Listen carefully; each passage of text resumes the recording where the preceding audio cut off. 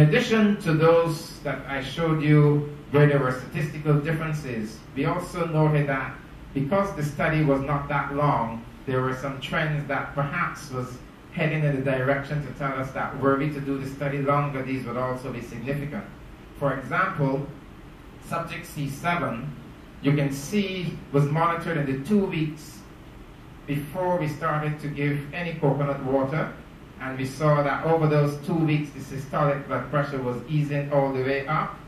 Once the coconut water was started, over the next 2 weeks, it started to trend downwards. And a similar thing happened for subject 6, subjects 4, and R9, which I'm not going to show you on this occasion.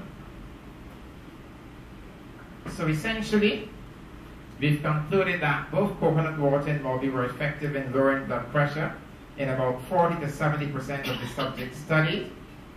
But the decreases were much larger when they were administered as a mixture, and I believe that one of my earlier speakers was pointing to the new drug where they're trying to combine aspirin and a few other things so that the combination are probably better than the individual treatments. Now, we also noted that there was a dose related, because in one instance, when we doubled the dose, we saw that where there was no effect initially, there was then an effect later on. But we haven't done enough on this, so we can only say it's an indication. What might be the mechanism of action that is occurring? We have some ideas.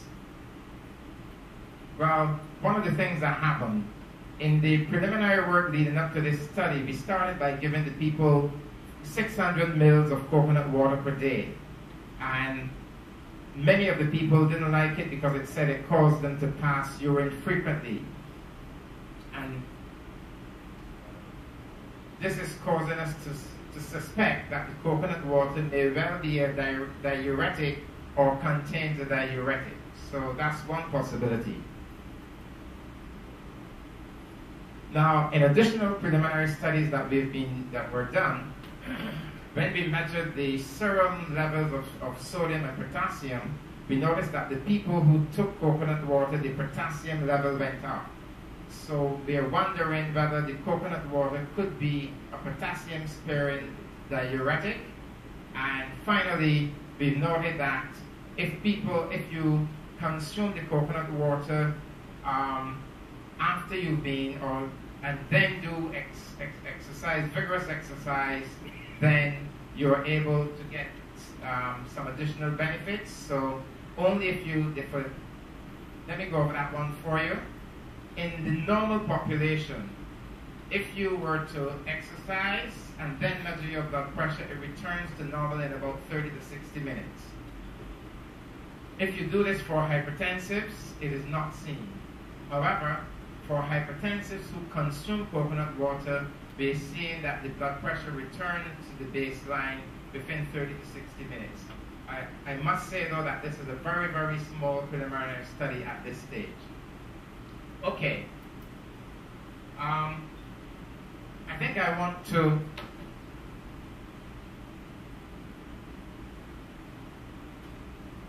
quickly go to the second part of the studies that we've been doing. And this is to look at the short-term effects of cocoa consumption on blood pressure.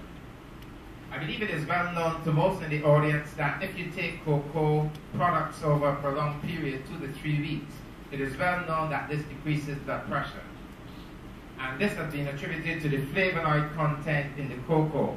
But we also know that the flavonoid content varies depending on the processing of the product.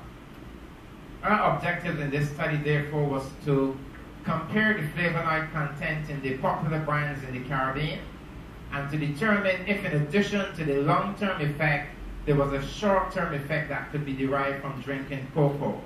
Could one drink of cocoa cause the blood pressure of a person to decrease? We arrived at the 7 most popular brands by way of a survey, and it turns out that these brands, Cadbury, Chief, Milo, Nesquik, Ovaltine, etc., these were the most popular brands, and you could determine the flavonoid content simply by an established method by Ravelos et al. But essentially, you shake the product with methanol and again with acetone, and you measure the absorbance of the resulting solutions, and you're able to determine the flavonoid content. So this is what we see, and these brands are not related. The names, they're the same brands you saw before, but they're just not related in any specific way because we couldn't publish in that way. But essentially, 4 brands had very high flavonoid content when compared to the other 3. In some cases about 2 times, in other cases as many as 4 times, 5 times. If you compare this one, about 4 to 5 with the highest and the lowest. So on the basis of the earlier research which says that prolonged use of cocoa has benefits for individuals, then we will say that consumption of any of those 7 brands would be beneficial. Of course, the 4 brands with the highest concentration of flavonoids would be much more useful than the others. And so, from the point of view of production, it may be that those companies with the low flavonoid content may wish to reconsider their methods of production. But we pressed on. We then looked at the second question of whether the low 1 drink of cocoa could lower the blood pressure of an individual. We took 29 subjects, 15 females, 14 males. 15 of these were hypertensive and 14 were not. And this time we used a different instrument. The instrument that we used was the Benchimol automatic blood pressure monitor, which allows people to continue work while having their blood pressure monitored so that it doesn't interfere with the monitoring. And again, we didn't consider any people who were ill. Again, we have people classified, so we took measurements using that automatic system every 30 minutes for 12 hours. We started everyone at 8 a.m. and depending on whether you were hypertensive or not, if you were hypertensive on day 1, you got your medication. On day 2, instead of medication, you got either cocoa or placebo. And on day 3, again, you will get either cocoa or placebo. These, depending on which one you got first, you will get the next one the next day. If you were not hypertensive, you only had to do 2 things. You just take the cocoa one day and the placebo the next. So essentially, this is what we saw. This is one typical subject. While these are mean values on this side, we can look at the typical value first. Essentially, the placebo is in blue or turquoise, while the red or pink is the cocoa, and the line demarcates the point at which the patient took either the placebo or the cocoa. And we see that both the systolic and the diastolic blood pressure decreases within minutes after 30 minutes, usually after taking the cocoa. It tended to go up and down over the period, but let's focus on the mean values because this is just an individual. And again, we're seeing the cocoa here in blue. The cocoa stayed down for usually about 2 to 3 hours, but not always, fluctuating a little bit.